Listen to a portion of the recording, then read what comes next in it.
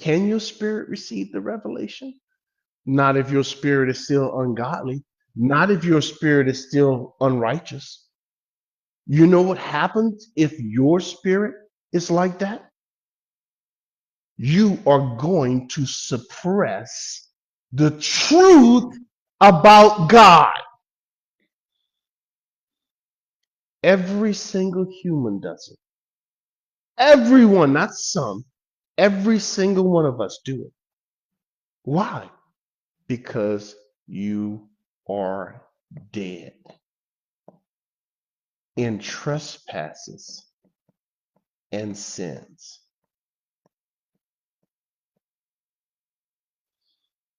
So when God show it, what happens? This is what happened. Verse 20. Since the creation of the world, not the earth, the world, God's invisible attributes. What kind of attributes does God have? They're all invisible. So how are you going to know them, friends? They're clearly seen. How in the world can something that is invisible be seen? He just told you. Creation. What's the purpose of creation now? You tell me. So that the invisible attributes of the holy God can clearly be seen.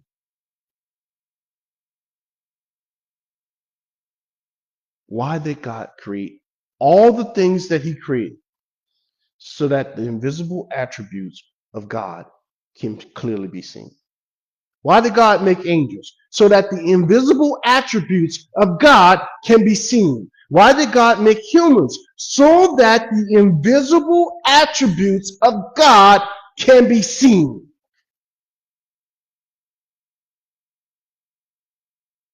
Why is there evil, wickedness, sin, devils and demons? Why? Why are there humans going around murdering and pillaging and raping and lying and thieving and whatever else you want to name?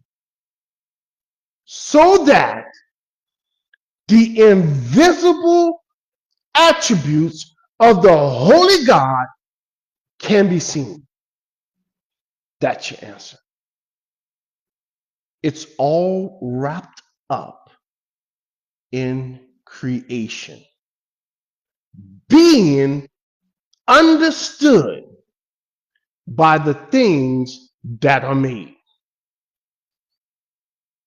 Do you see it now? That's the only way God can get you to understand that he has wrath. Can get you and I to understand that he can forgive people, that he has patience, that he has long suffering, that he is just, that he is righteous.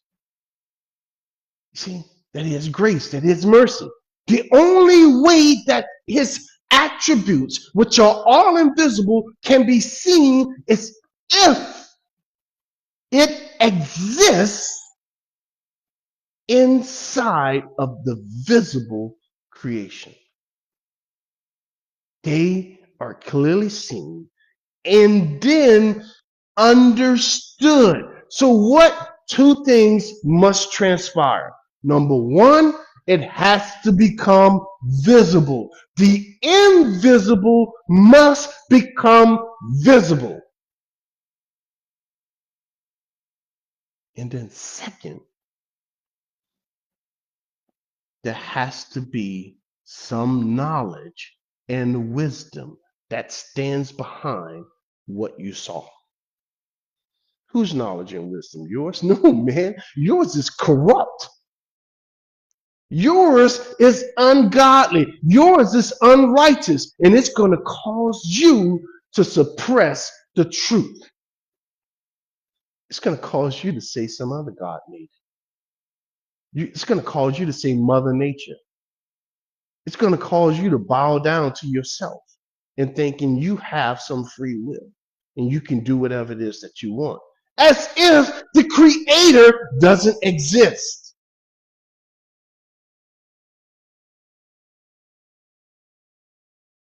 Understood. How, God? How are they understood? By things. Folks, things that are made.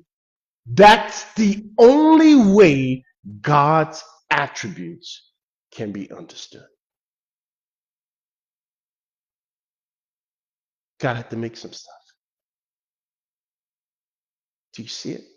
Oh, you thought this was just something about God being angry and pointing out right then. Listen, what in the world does it have to do with anything? This is about the revelation of the Most High God. Everything in the book is about the revelation of the Most High God. That's why we're going through these foundational teachings. So that when you read the book and you read it from God's point of view of what He's literally trying to show and explain to you in the book that He wrote about Himself, you can understand it.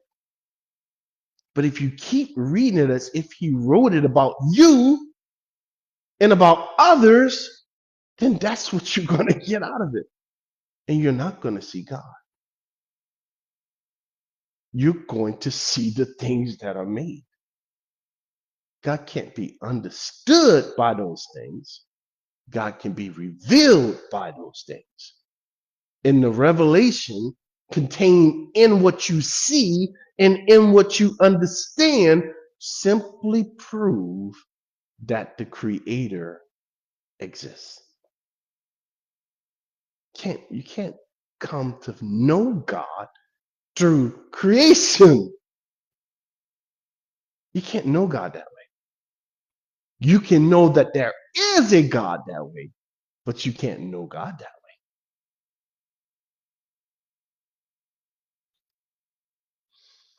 way. Even His what? Eternal power. So that's number one. God wants to show His eternal power. What kind of power? That He speaks things in existence, friend, and He speaks them out of existence. I kill and I make alive. I wound and I heal. Only God.